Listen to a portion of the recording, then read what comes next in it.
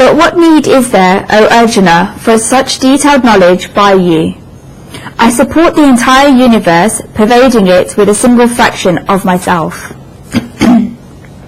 The Lord tells Arjuna that what need is there for him to know all of this, and that Arjuna should just know that the Supreme Soul is one and supports the entire universe, pervading it with a single fraction of himself. The Supreme Soul is telling Arjuna that, Arjuna, I have given you the answer to the question that you asked me near the beginning of this 10th chapter.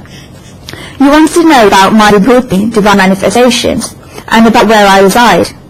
You wanted to hear about that which these rishis and munis describe, and what I'm saying it as well, and what I describe this to you.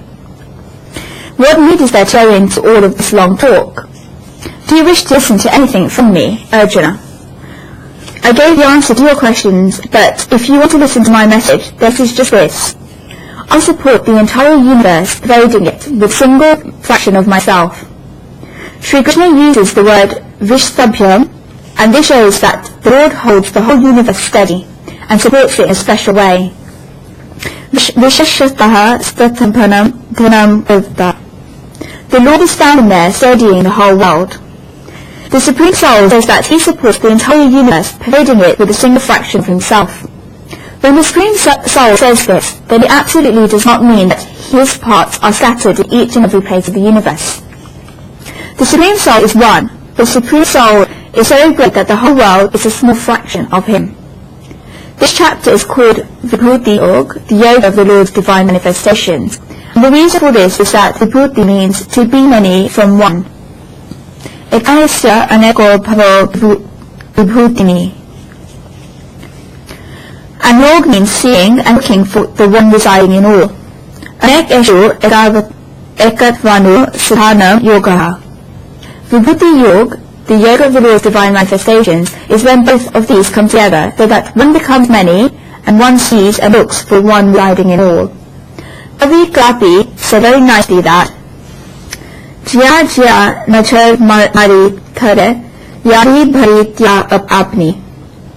Wherever my gaze falls, it is filled with memories of you. Wherever one sees and wherever one's gaze falls, the objects are different, but the memory of the Supreme Soul is the same.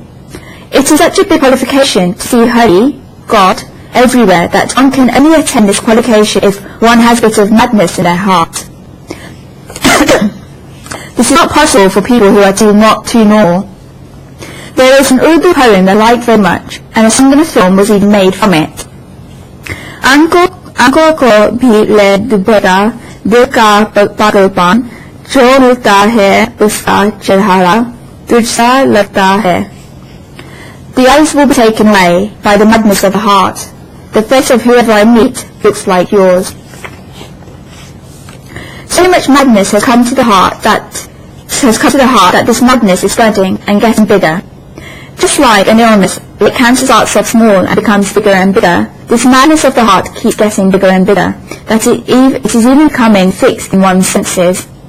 It has now come to the eyes, so that whoever one sees and whoever one meets, then they look like the Lord. People begin to look like Lord. The oblation of Vibhuti Yoga is this, that wherever one's eyes gaze, wherever one's gaze falls, they remember the Supreme Soul there. I pray to the Supreme Soul that a bit of madness arises in each and every one of us.